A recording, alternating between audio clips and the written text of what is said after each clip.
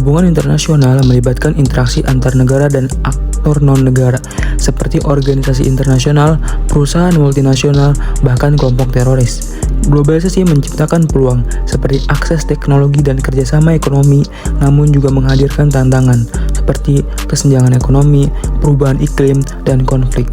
Studi HI meliputi berbagai disiplin ilmu, termasuk politik, ekonomi, dan sosiologi, serta berkembang melalui perdebatan teori seperti realisme versus liberalisme, serta pendekatan tradisional versus kritis.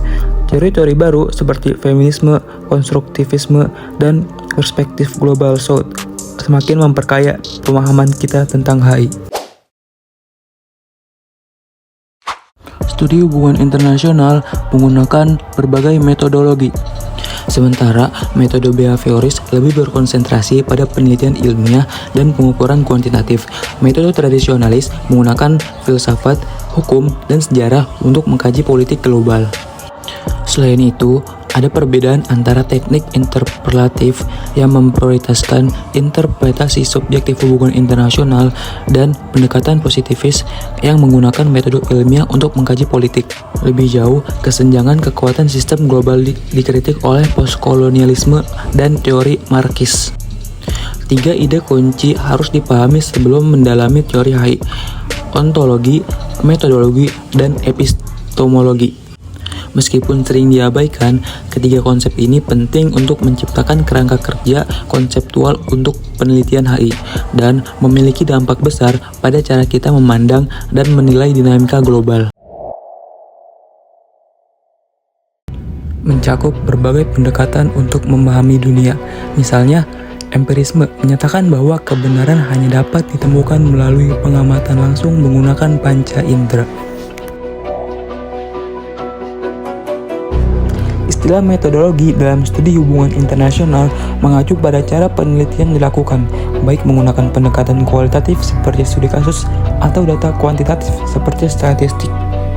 Positivisme adalah pendekatan utama yang menyatakan bahwa ilmu sosial dapat dipelajari secara serupa dengan ilmu alam, dengan pola yang dapat diidentifikasi dan pemisahan fakta dan nilai.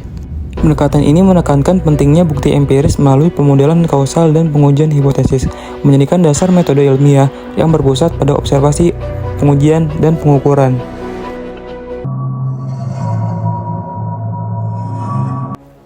Bagaimana kita memandang dunia dan hakikat realitas yang kita saksikan merupakan isu utama dalam hubungan internasional.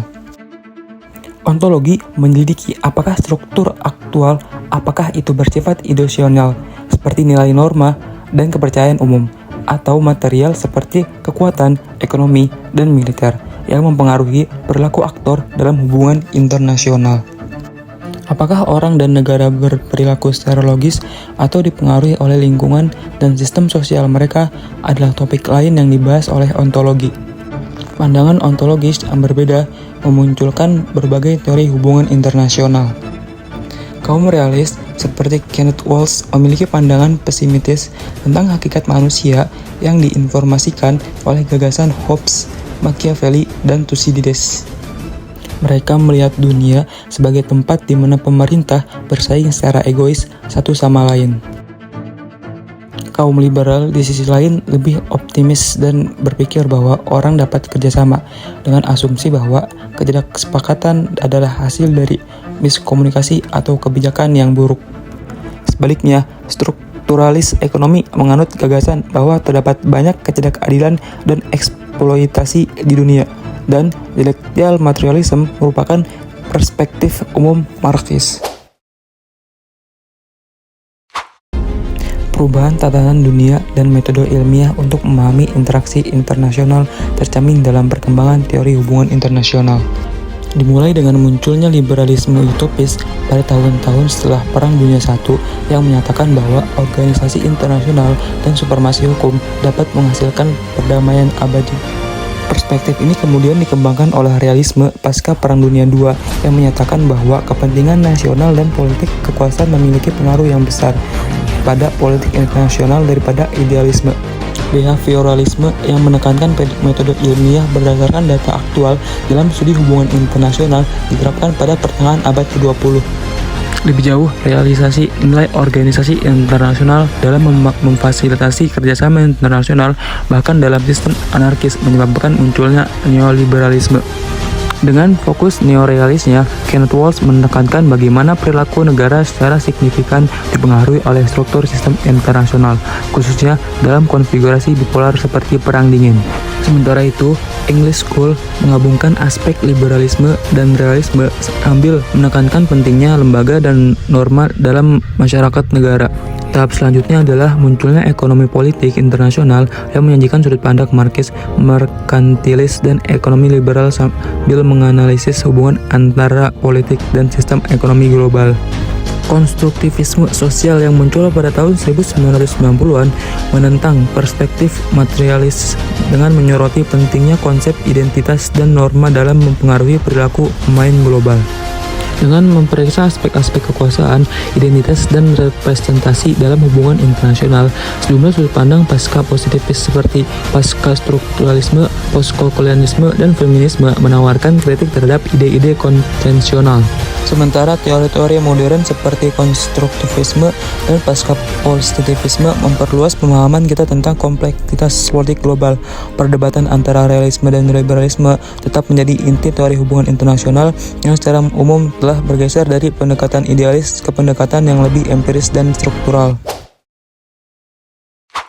Dalam studi hubungan internasional, topik ini membahas 3 tingkat analisis: tingkat negara, tingkat individu, tingkat internasional.